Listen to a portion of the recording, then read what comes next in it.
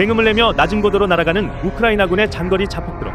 이 드론들은 13일 밤에서 14일 새벽까지 밤새도록 러시아 본토 곳곳을 때렸고 인근 주민들은 공포에 떨었습니다.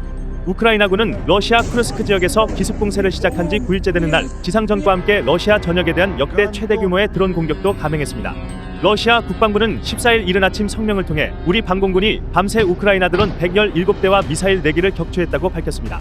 이어 미사일 4기와 드론 37대는 쿠르스크 상공에서 파괴했고 보로네시에서 드론 37대, 벨고로드 17대, 니즈니 노브고로드에서 11대를 무력화했다고 덧붙였습니다. 이 밖에도 볼고그라드, 브리안스크, 로스토프, 오렬 등에서도 드론을 발견하고 격추했다고 밝혔습니다.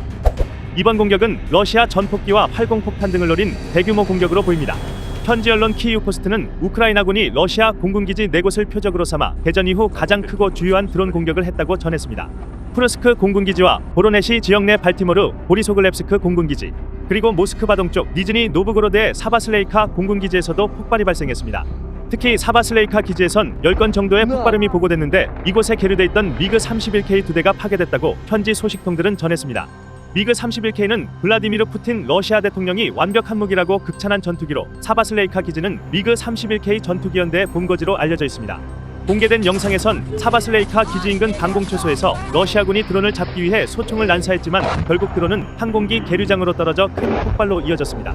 미국산 장거리 미사일로 러시아 본토를 때릴 수 없는 우크라이나는 자국산 드론으로 러시아 공군기지를 때려 활공폭탄을 투하하는 항공전력을 파괴하는 데 주력하고 있습니다.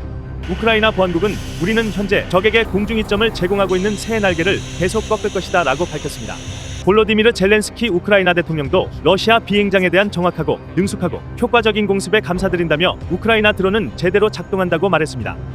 이런 가운데 쿠르스크에서 지상전을 펴고 있는 우크라이나군이 이 지역 상공에서 작전을 수행하던 수호이 34 전폭기 한 대를 격추했다고 현지 매체들이 전했습니다. 우크라이나군 참모본부는 14일 전투 임무 중 우크라이나 방공군이 러시아 수호이 34 전투 폭격기를 파괴했다고 밝혔습니다. 수호이 34는 대당 500억 원을 육박하는 것으로 알려진 첨단 전폭기입니다. 공대공, 공대지, 공대함 미사일과 활공폭탄까지 러시아가 개발한 거의 모든 종류의 무장을 탑재할 수 있고 첨단 전자전장비도 갖추고 있다고 알려져 있죠. 무엇보다 활공폭탄 투하에 가장 적극적으로 사용되고 있는 항공기로 폭탄 무게가 3톤이 넘는 FAB-3000을 떨어뜨리며 우크라이나군을 공포로 몰아넣고 있습니다. 이 때문에 수호이 34는 수개월 전부터 우크라이나군의 주요 표적이 됐고 지난 일주일 동안 수호이 34 4대를 파괴했습니다. 그리고 러시아 본토 내 74개 마을을 점령하며 공세를 이어가는 와중에 러시아 상공을 알며 임무 수행 중인 수호이 34마저 격추한 겁니다. 우크라이나군은 쿠르스크 공세에 더욱 박차를 가하기 위해 공중강습여단 2개 부대를 추가로 파견했습니다.